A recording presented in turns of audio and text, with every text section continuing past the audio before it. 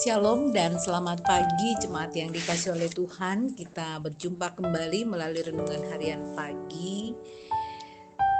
Tepatnya pada hari ini, Senin 14 April 2025. Kita akan memulai segala aktivitas kita hari ini. Sebelum itu, kita akan dituntun oleh firman Tuhan.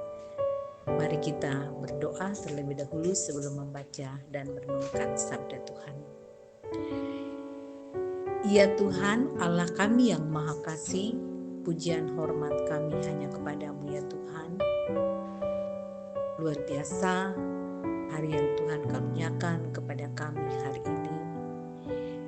Kami mempercayakan sepenuhnya kehidupan kami dituntun oleh Tuhan, dan firman-Mu lah yang akan menjadi panduan dalam kehidupan karunia Tuhan.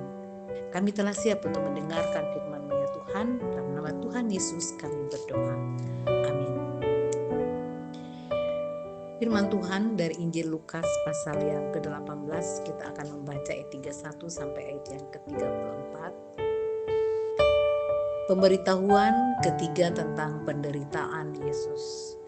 Yesus memanggil ke-12 rasul lalu berkata kepada mereka, "Sekarang kita pergi ke Yerusalem dan segala sesuatu yang ditulis oleh para nabi mengenai Anak Manusia akan digenapi.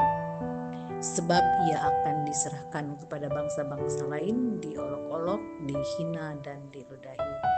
Mereka akan mencambuk dan membunuh dia, tetapi pada hari ketiga ia akan bangkit." Tetapi mereka sama sekali tidak mengerti semuanya itu. Arti perkataan itu tersembunyi bagi mereka, dan mereka tidak tahu apa yang dimaksudkan. Amin. Memberitahukan penderitaan. Setiap orang memiliki respon yang berbeda saat menerima berita tentang sesuatu hal, apalagi yang terjadi tiba-tiba. Respon dipengaruhi oleh pikiran setiap orang. Penderitaan Yesus adalah berita yang telah disampaikan oleh para nabi perjanjian lama. Kini, Yesus memberitahukan kepada 12 murid tentang penderitaannya dan maksud dari penderitaan tersebut serta kemuliaan yang akan dinyatakan kepadanya. Penderitaan yang Yesus alami disampaikan satu persatu, yaitu diserahkan kepada bangsa-bangsa lain, diolok-olok, dihina dan diludahi, dicambuk dan mengalami kematian. Berita yang sungguh tak menyenangkan sampai berita puncak bahwa pada hari ketiga ia akan bangkit tidak diuraikan lagi. Akhirnya murid-murid sama sekali tidak mengerti, tidak tahu apa yang dimaksudkan. Kehidupan orang percaya yang dengan jelas telah menerima pembinaan rohani sampai tiba pada pengakuan Yesus Kristus itulah Tuhan dan Juru Selamat, kerap mengalami situasi yang sama dengan murid-murid.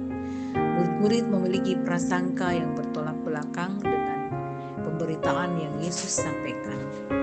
Yesus yang adalah guru dan Tuhan, Mesias yang diutus Allah, dibayangkan sebagai Mesias yang tidak mengalami penderitaan. Duduk saja di singgasana kerajaannya untuk memerintah dan menghakimi dunia. Padahal penderitaan yang dialami oleh Yesus adalah cara menggenapi pemutusannya ke dalam dunia. Prasangka dapat membuat orang percaya menolak kebenaran sehingga tidak menemukan jalan yang benar.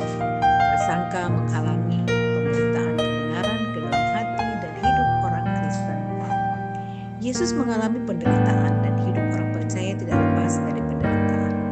Penderitaan dapat terjadi karena godaan yang tidak sanggup ditolak lalu menyebabkan keluh kesah, menilai Allah tidak peduli dan lain-lain. Penderitaan dapat juga terjadi karena ujian untuk memurnikan.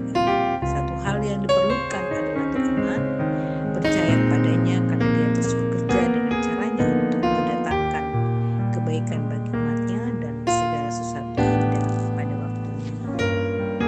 Mari kita berdoa. Ya Tuhan Allah kami yang Maha Pengasih, segala puji dan hormat kami hanya kepadamu ya Tuhan. Terima kasih firman-Mu sungguh meneguhkan kami untuk senantiasa mempercayakan kehidupan kami hanya kepada Tuhan, sebab Tuhan selalu dan terus bekerja dengan cara Tuhan untuk mendatangkan kebaikan bagi umat Tuhan atau bagi kami sebagai anak-anak Tuhan. Tuntun dan sertai seluruh jemaat untuk beraktivitas hari ini ya Tuhan, diberikan tuntunan dari Tuhan, dicurahkan kesehatan, semangat, dan kebaikan yang berasal dari Tuhan. Oleh karena itu ya Tuhan, inilah doa dan pengharapan kami kepadamu. Dengarkanlah kami yang berdoa di dalam nama Tuhan Yesus. Amin. Selamat beraktivitas jemaat Tuhan. Tuhan senantiasa menyertai.